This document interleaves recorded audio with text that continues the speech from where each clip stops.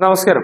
തിരുവനന്തപുരം നഗരസഭയിൽ ബി.ജെ.പി ചരിത്ര വിജയം നേടിയതോടെ ശ്രീലേഖയായിരിക്കും അടുത്ത മേയർ എന്ന ഒരു പ്രഖ്യാപനമായിരുന്നു എല്ലാ മാധ്യമങ്ങളും അതോടൊപ്പം തന്നെ ജനങ്ങളുടെ മനസ്സിലുമുണ്ടായിരുന്നത്. എന്നാൽ ആ കണക്കുകൂട്ടലെല്ലാം തെറ്റിച്ചുകൊണ്ടാണ് RSSൽ നിന്നും PV രാജേഷിനെയും അതോടൊപ്പം തന്നെ ആശാനാഥിനെയും മേയറാക്കിയും ഡെപ്യൂട്ടി മേയറാക്കിയും നിയമിച്ചുകൊണ്ടുള്ള ഒരു ഉത്തരവ് RSSൽ നിന്ന് തന്നെ വന്നത്. അങ്ങനെ അവർ രണ്ടുപേരെയും മേയറും ഡെപ്യൂട്ടി മേയറാക്കിയാൽ മതിയെന്ന് RSS അന്തിമമായ ഒരു തീരുമാനം കൈക്കൊള്ളുകയായിരുന്നു.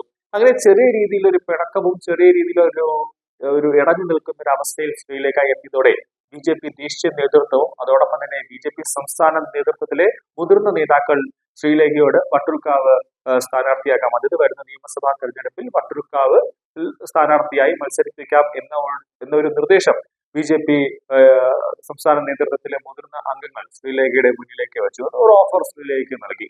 അതോടുകൂടി ആണ് ശ്രീലേഖ ഇപ്പോൾ അടുത്ത ഒരു നീക്കത്തിലേക്ക് ഇറങ്ങിയിരിക്കുന്നത്. അതായത് വട്ടിയൂർക്കാവിൽ MLA ആയി ബന്ധപ്പെട്ട, അതായത് നിയമസഭാ തെരഞ്ഞെടുപ്പ് നടക്കുന്നതിന് മുന്നേ തന്നെ, അതിന്റെ വർക്കുകളിലേക്ക് പോകുന്നതിന് മുന്നേ തന്നെ ശ്രീലേഖ ഒരു പണി തുടങ്ങി എന്നതാണ് യാഥാർത്ഥ്യം. അതിന്റെ ആദ്യ ചുവട് വെച്ചിട്ടാണ് ഈ നന്മമരം അല്ലെങ്കിൽ ഈ നേതാവ് എന്നൊക്കെ, ജനപ്രിയ നേതാവ് എന്നൊക്കെ ഇടതുപക്ഷ സൈബറുകൾ വിളിക്കുന്ന VK പ്രശാന്തിന്റെ ആ കള്ള മുഖംമൂടി ശ്രീലേഖ എന്ന IPS ഉദ്യോഗസ്ഥ, അത് റിട്ടയർ IPS ഉദ്യോഗസ്ഥ വലിച്ചു കീറുകയാണ് ചെയ്തത്. അതായത് ഓഫീസ് ചെലവുകൾക്കുമായി ബന്ധപ്പെട്ടുകൊണ്ട് സർക്കാർ കൊടുക്കുന്ന 25,000 രൂപ VK പ്രശാന്ത് എങ്ങനെ ചെലവാക്കുന്നുവെന്ന് കൃത്യമായി തന്നെ ശ്രീലേഖ ഇപ്പോൾ ജനങ്ങളുടെ മുന്നിലേക്ക് തുറന്നു കാണിച്ചിരിക്കുന്നു എന്നതാണ് യാഥാർത്ഥ്യം. അതായത് കൗൺസിലർമാർ ഇന്ന് ഭരിക്കേണ്ട കോർപ്പറേഷന്റെ കെട്ടിടത്തിലാണ് MLA അനധികൃതമായി, അതായത് വെറും 800 രൂപയ്ക്ക് അല്ലെങ്കിൽ 820 രൂപയ്ക്ക് മാസ വാടക അടച്ചുകൊണ്ട് VK പ്രശാന്ത് അവിടെ സുഖിച്ച് ഇരിക്കുന്നത്. അതാണ് ശ്രീലേഖ ഇപ്പോൾ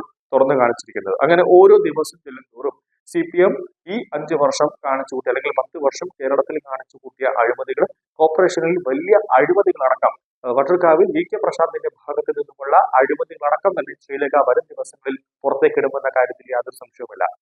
നിലവിൽ VK പ്രശാന്ത് ശ്രീലേഖ അവകാശ തർക്കം രാഷ്ട്രീയ വിവാദമായി മാറുന്നത് വട്ടിയൂർക്കാവ് നിയമസഭാ മണ്ഡലം നോട്ടമിട്ട് തന്നെയാണ്. ഇക്കുറിയും ശക്തമായ ത്രികോണ മത്സരം നടക്കുമെന്ന് കരുതുന്ന മണ്ഡലത്തിൽ BJP കളത്തിലിറക്കാൻ ഉദ്ദേശിക്കുന്ന ഒരു വ്യക്തി എന്ന് പറയുന്നത് ശ്രീലേഖയാണ്.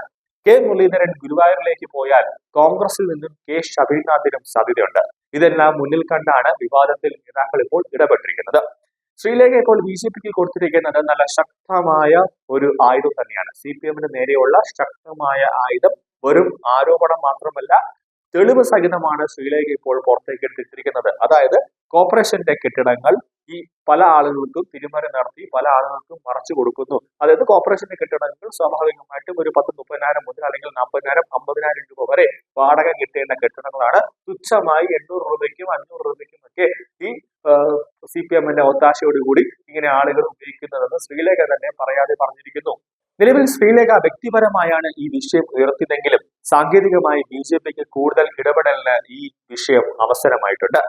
കോർപ്പറേഷനിലെ വാടക കൊള്ള ചർച്ചയാക്കാൻ ഇതുവഴി BJPക്ക് സാധിക്കുകയും MLA ഓഫീസ് വിവാദത്തിൽ പ്രതികരിച്ച് തിരുവനന്തപുരം കോർപ്പറേഷൻ മേയർ VV രാജേഷും ഇന്ന് രംഗത്ത് വന്നിരിക്കുകയാണ്.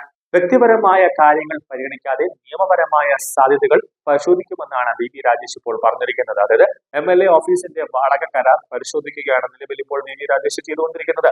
എത്ര രൂപ വാടകയ്ക്കാണ് മുറി കൊടുത്തിരിക്കുന്നതെന്നും അതുമായി ബന്ധപ്പെട്ട രേഖകളും പരിശോധിക്കുന്നുണ്ട്. കെട്ടിടം ഒഴിപ്പിക്കുമെന്ന് കോർപ്പറേഷൻ പറഞ്ഞിട്ടില്ല എന്നുമാണ് VV രാജേഷ് വ്യക്തമാക്കിയത്. കോർപ്പറേഷനിൽ പല കൗൺസിലർമാർക്കും ഇരിക്കാൻ പോലും സൗകര്യമില്ല. പ്രവർത്തന സൗകര്യം ഉയരേണ്ടത് അത്യാവശ്യമാണ്. ആരാണ് സൗകര്യം ഒരുക്കേണ്ടത് എന്ന് ചർച്ച ചെയ്യേണ്ടതുണ്ട്. സ്വന്തം വീട്ടിൽ പ്രവർത്തിക്കുന്ന കൗൺസിലർമാർ പോലുമുണ്ട്. വാണിജ്യ കോംപ്ലക്സുകൾക്ക് കൃത്യമായ വാടക ലഭിക്കേണ്ടത് അത്യാവശ്യമാണ്.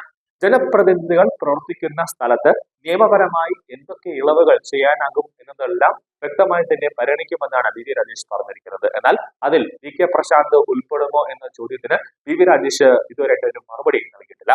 അതേസമയം ശ്രീലേഖയുമായി ബന്ധപ്പെട്ട ശാസ്ത്രമംഗലത്തെ കോർപ്പറേഷൻ കെട്ടിടത്തിലെ MLA ഓഫീസ് വിവാദത്തിൽ മുൻ MLA-യും അതോടൊപ്പം തന്നെ കൗൺസിലറുമായ അഡ്വക്കേറ്റ് K ശബരിനാഥൻ മറുപടിയുമായി VK പ്രശാന്ത് രംഗത്ത് വന്നിട്ടുണ്ട്. അതായത് സ്വാഭാവികമായി VK പ്രശാന്തിന് ഒരു MLA ആണ്. MLA-ക്ക് സ്വാഭാവികമായി MLA ഹോസ്റ്റലുണ്ട്. അതിൽ സർക്കാർ തന്നെ MLA-ക്ക് 31, 32 എന്ന 2 മുറികൾ തന്നെ VK പ്രശാന്തിന് സർക്കാർ തന്നെ നൽകിയിട്ടുണ്ട്. അപ്പോൾ സ്വാഭാവികമായി അവിടെ ഒരു ഓഫീസ് കെട്ടിടം ഉപയോഗിക്കാം, അല്ലെങ്കിൽ വേറെ ഏതെങ്കിലും സ്ഥലത്ത് ഒരു ഓഫീസ് കെട്ടിടം വാടകയ്ക്ക് എടുക്കാം. അതിനുള്ള ആനുകൂല്യങ്ങൾ, അതിനുള്ള പണം സർക്കാർ തന്നെ നൽകുന്നുണ്ട്. പക്ഷേ ഈ പൈസ എല്ലാം തന്നെ ഒരു തട്ടിപ്പ് അല്ലെങ്കിൽ ഒരു അട്ടിമറി ശ്രമം നടത്താൻ വേണ്ടി, അതായത് ഈ പൈസ സർക്കാർ ഈ ഓഫീസ് കാര്യങ്ങൾക്ക് വേണ്ടി നൽകുന്ന പണം, അതിൽ തുച്ഛമായ പൈസ മാത്രം കോർപ്പറേഷന് അടച്ചുകൊണ്ട് ബാക്കി പൈസ പ്രശാന്ത് പോക്കറ്റിലേക്ക് ആക്കുന്നു എന്നൊരു ആരോപണമാണ് ഇപ്പോൾ ഉയർന്നുകൊണ്ടിരിക്കുന്നത്. വെറും ആരോപണമല്ല ശ്രീലേഖ ഇപ്പോൾ പറഞ്ഞിരിക്കുന്നത്, തെളിവ് സഹിതമാണ് ശ്രീലേഖ ഇതുമായി ബന്ധപ്പെട്ട് ഇപ്പോൾ പുറത്തേക്ക് വിട്ടിരിക്കുന്നത്. അത് വരും ദിവസങ്ങളിൽ CPM തന്നെ ഒരു വലിയ ഒരു തലവേദനയായി മാറും. കൂടാതെ ഈ പ്രശാന്ത് എന്ന ഈ MLA നന്മ മരം അല്ലെങ്കിൽ ഈ ജനപ്രിയ നേതാവ് എന്നൊരു ലേബൽ ശ്രീലേഖ തന്നെ വലിച്ചു കീറി അടുത്ത നിയമസഭാ തെരഞ്ഞെടുപ്പിൽ വട്ടിയൂർക്കാവിൽ നിന്നും ശ്രീലേഖ തന്നെ MLA ആയി മത്സരിച്ചു കയറാനുള്ള സാധ്യതകളും കാണുന്നുണ്ട് എന്നാണ് സോഷ്യൽ മീഡിയ അടക്കമുള്ള ജനങ്ങൾ പറയുന്നത്. കാരണം കൃത്യമായി ഓരോന്നും പഠിച്ചതിന് ശേഷം ഓരോ തെളിവുകളും എടുത്തിട്ടാണ് ശ്രീലേഖ CPM നേരെ ഇപ്പോൾ അമ്പ് ചെയ്തുകൊണ്ടിരിക്കുന്നത്.